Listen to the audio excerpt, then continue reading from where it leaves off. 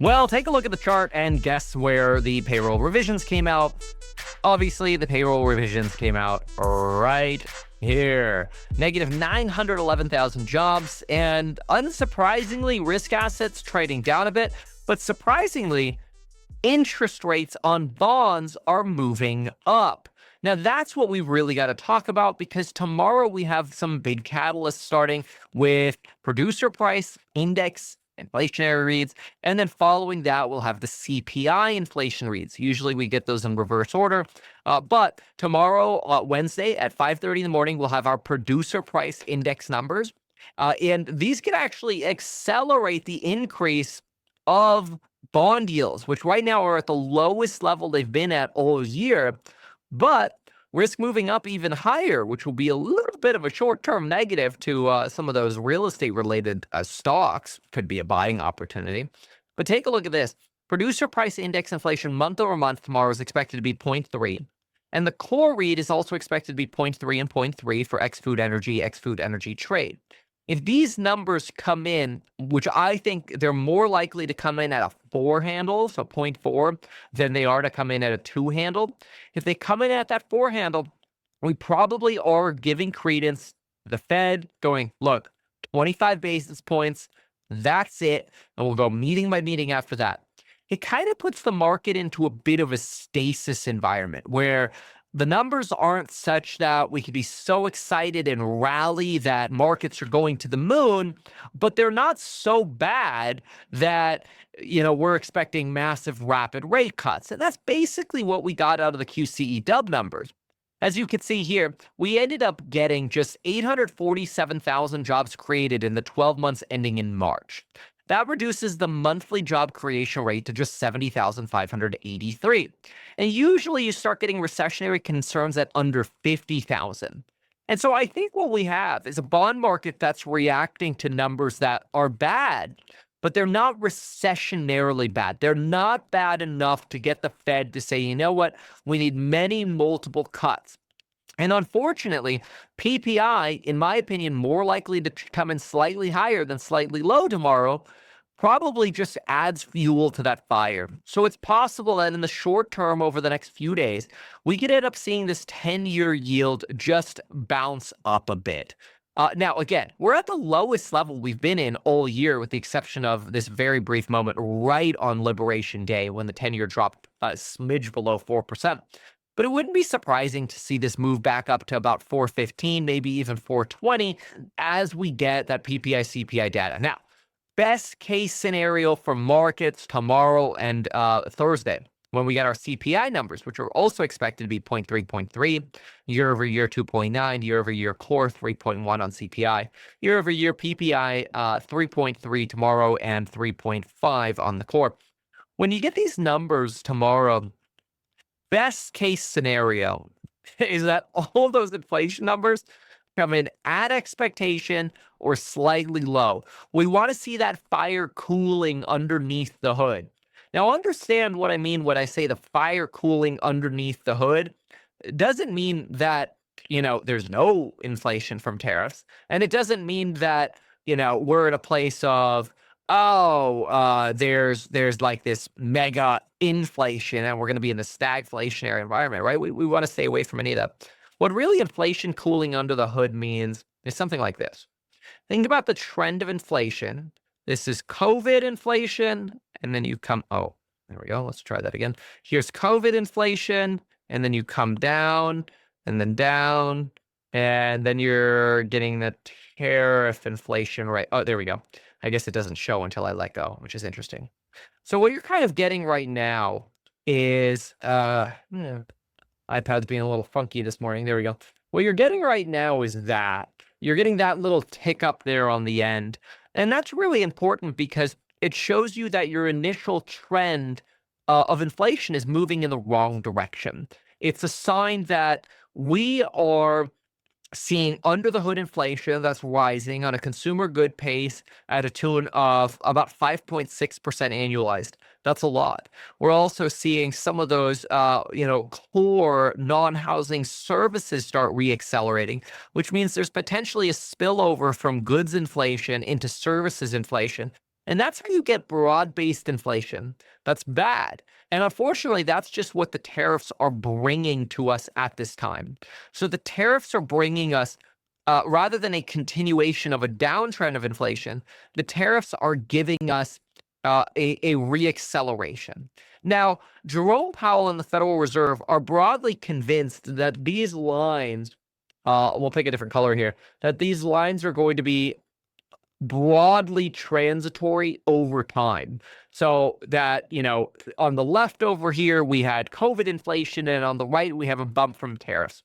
Both of them, I think they're arguing, and from what we've seen Powell say, are going to be branded as transitory in nature. And what we're finding with Powell bringing back flexible inflation targeting, or FIT, which is a slight deviation from FATE, which was flexible average inflation targeting, by going to FIT, so flexible average inflation targeting, Powell's basically saying, hey, for this period of time right here, we just want to go and recognize that tariffs are going to be a one-time but over time inflationary impact. If we look through that, like textbooks tell us to do, then we can still reduce rates. But the data today was not bad enough, even though it was the worst in 26 years. Negative 9/11 was not bad enough to actually motivate us to see any kind of big drop in yields, assuming that markets are going to get anything more than a 25 basis point cut. That's probably because we literally came in right at the 2 standard deviation level. 2 standard deviations would have been 990. We came in at 991, which that only had a 5% chance of happening statistically. We got it. It's bad. But I think markets see this as like a clearing event. It's like, all right, we were all expecting bad news. Besant set up 800K. And maybe because it's a market clearing event, even though the numbers are so bad, the bond market's kind of like, all right, bro, priced in. And that's why we're getting a little bit of a tick up here. We've seen almost no movement in the odds of a 50 basis point cut. We started the day at about an 8% chance of a 50 basis point cut. We're at about a 10% chance right now. That's indistinguishable from zero movement. So it's not bad enough data to motivate big cuts. And we do have a risk that CPI and PPI over the next 2 days are going to come in hot. Now, best case scenario, and that's my bias, I lean towards getting a 0.4 rather than a 0.3. We'll be covering them live tomorrow at 5:30. Make sure you're part of the Meet Kevin membership over at meetkevin.com. You pay once, you get lifetime access. Remember, you could write it off as well. At least that's what a lot of CPAs say. And you'll get our top 10 stocks to buy over the next 10 years. Not personalized financial advice, but there's stocks that I'm buying and not selling for the next 10 years at least. So take a look, again here at this iPad. The key here is if we get a lower read, that would be clutch. So if we end up getting a read like a 0.2 on PPI or CPI tomorrow, that's going to be a real bullish catalyst, because that's where you can actually get the stock market to go up and yields to come down. But other than that, we seem a little stuck in place right now. The market's in this stasis of, hey, yeah, we're waiting for data. We're, bouncing on 577 on the Qs. We're rejecting the 580s, the lower 580s, which are our all-time high levels, 581 and 583. And we're just kind of in a decent spot. Like, prices are relatively near all-time highs. Yields are slowly trending down. Data just isn't strong enough in any direction to say, oh my gosh, yeah, this is a recession, or oh my gosh, this is stagflation. It's pretty benign. Now, what that means is time. And that's actually something really important to know if you're a trader or you're investing in stocks. When everything takes longer to happen than you expect, options become really risky, because options do really well when what you expect to happen happens quickly.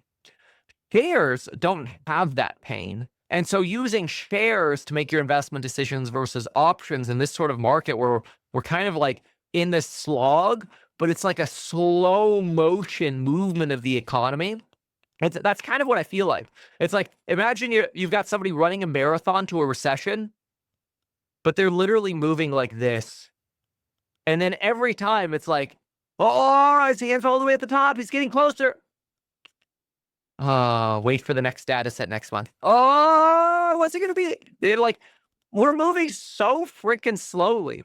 It's tough. Well, to make big bets, I feel like in options right now, a lot easier to just go, hey, buy the dip on great quality companies that you can own for the very long term on stocks that you feel like are going to be part of the next cycle. Like, I personally believe this next cycle is going to be one where either way, whether we have really bad jobs data and we go into a recession and rates go back to ZIRP, which is the zero interest rate policy, which will be a huge refinancing and GDP boom, by the way.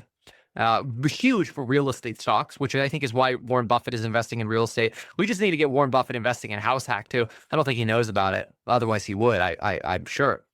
But anyway, or we just normalize because that hump, this hump right here, that green hump, goes away, and then we normalize our rates. Like, either way, I feel like the next cycle, and this is what we're choosing, stocks based on, is in the Meet Kevin membership, is these next 10 stocks that we're buying, well, the next 6, because we've already picked 4 of them, the next 6 that we're buying, they're all based on what's going to do well, in our opinion, no guarantees, of course, in a soft landing where rates just slowly come down and the Fed policy rates go to 2.5 or 3%, or what does well in that case, but even better if rates go down to, 2%, 1%, or 0.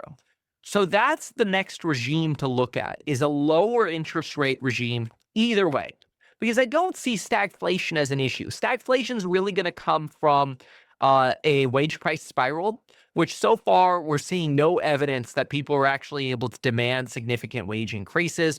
It's probable that artificial intelligence is limiting people's ability to, get pay increases. And that really limits the impact of inflation, or stagflation at least. But it still means we're doing this slow slog towards either a soft landing or recession. Nobody knows when we're going to have that final decision on what's coming or not. But what we do recognize is jobs growth on average is low, but it's still slightly above our recessionary numbers. And that's what the QCEW gave us this morning. 70,000 job creation rate over the last 12 months ending in March is still above the 50 typical threshold where you generally start getting concerned about recession. We've got an average over the last 4 months that puts us at 37,000 jobs.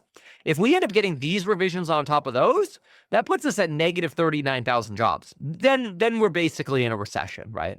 If you carry those revisions over. But we're not going to have those revisions for another 6 months. So we don't know. And so, as with most recessions, you don't really know until you're at like you don't really know that you're in a recession until you're at the end of it. And that's usually when the big shock hits, which I think we are shock prone in markets. We know we're shock prone because the 10-2 yield curve is sitting at above 50. Above 50 is a shock prone level, but it's chilling out a little bit. Down at 54 today.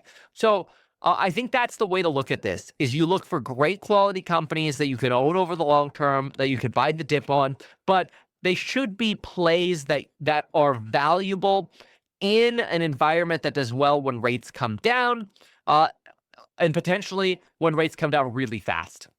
I have not invested in this one, I'll be transparent, but I like Warren Buffett's play on Pool. The Pool is that warehouse distributor, or they're a distributor for pool equipment, pool pumps, and otherwise. And I actually think it's a really interesting company. We could take a quick peek at it, but I think it's an interesting play because really, if rates come down, homeowners who have a lot of equity in their homes, especially in markets like in California, they're probably going to get home equity lines of credit at now lower rates. And what do people usually do when they get a home equity line of credit? They buy a boat, they pay off their credit cards, and then they go refill up those credit cards, which is good for consumer spending, or they renovate their home. Some people will buy rental property, which then they go renovate the rental property, right? When people do renovations, it's a contributor to GDP. Like, I think when House Hack, we're buying again. We bought like 5 or 6 homes just in the last 14 days. When we go spend, 50 grand on a renovation, that's 50 grand that was sitting in a bank account, earning, 5% or 4% or whatever. And it goes into the economy with the multiplier effect. Painters get work, flooring companies get work, Lowe's gets work, the contractor supply warehouses we use, they get work, whatever. The local lumber place gets work for baseboards, whatever. Like everybody wins when people spend money. And so I think that's why Warren Buffett looks at Pool, investor docs on Pool over here. Sales are basically flat year over year, but that's flat in a high interest rate environment. Like, I'm not here to shill Pool. I'm just here to say this is an example of the logic people are using to make investment decisions right now, because they're not trying to think of what's doing well right now. They're trying to think of what's the next cycle going to bring us. And so you've got flat revenues and gross profit at Pool year over year in a high interest rate environment. Well, what direction does this go if rates come down by a normalization and spawn more refinancing or purchasing activity or HELOC activity, or rates plummet? I mean, obviously, if you go into a recession, 10% more of our workforce is going to be unemployed. Our unemployment rate will go from 4% to 14%. And so you'll have more unemployment. But the people who are employed, some of them are going to be like, damn, rates are so cheap, honey, let's go buy a pool. Let's go build a pool or whatever. And I think that's what Warren Buffett is seeing here by wanting to invest in home builders and the Pool Corporation. Flat in the worst interest rate time implies good in a lower interest rate time. And I don't know, maybe that's too overly simplified. But I look at this company, they don't exactly have like the best balance sheet. So I'm also somewhat surprised, because I know Warren Buffett generally starts his analysis by looking at the balance sheet. I've got $1.2 billion in long-term debt. I've got bills to pay outside of, I don't even have deferreds over here. I've got bills to pay of $800 million in the next 12 months. I have like no cash. I've got $83 million in cash, but I've got $1.3 billion in inventory. So I have to sell inventory to pay my bills, which is fine. It's a distributor, so of course they're going to do that. But it's not a surprise that they are borrowing. So I don't love the balance sheet. I think that's what's been keeping me away from wanting to buy it. But I look at this, they're borrowing on their credit line. Net borrowing right here is about, $150 million borrowed right here. And then maybe another $150 million borrowed right here. So I've got about net borrowing of about $300 million. They gave about 250 of that away in dividends and stock. That's what Buffett likes as well. They're rebuying the stock, they're issuing dividends, but they're literally borrowing to do that. Meanwhile, they're just chilling out, laxing all cool and all, waiting for interest rates to come down, and their earnings are flat in the high interest rate environment. So it makes sense. Now, in terms of an actual valuation for the company, distributor, it's pretty labor intensive. I probably would only give this like a 1.67 peg, price to earnings growth ratio. So let's see what they're trading for now. Let's see. Pool, investor relations. This is the kind of analysis we like doing in our course member live streams as well, by the way. Almost a daily basis. We are doing analysis on a daily basis, but very frequently we'll also do fundamental analysis. We did this morning, we did NBIS. Remember, you're in the course member membership, you get lifetime access to all that analysis. And you could always replay. A lot of people go back and play it back on 2x since we have the recorded archive of it all. But Pool right now is trading, let's see here. We've got earnings of about $11 for the year ending December. And Pool stock right now is trading for about 321 divided by 11. That puts me at about a 29 times. And then I've got growth. These are current Wall Street growth numbers, which could be low. I've got growth over the next 4 years of 11.5%, which implies a PEG ratio of 2.5.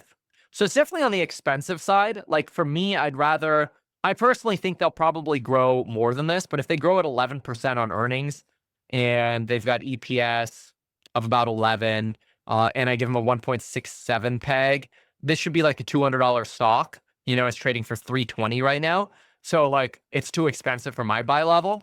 But if I increase the growth rate, because I think we're going to go into a refinance boom, and I give them maybe 20%, Okay, well, if I give them a 20 at 1.67, they should be about a $367 stock.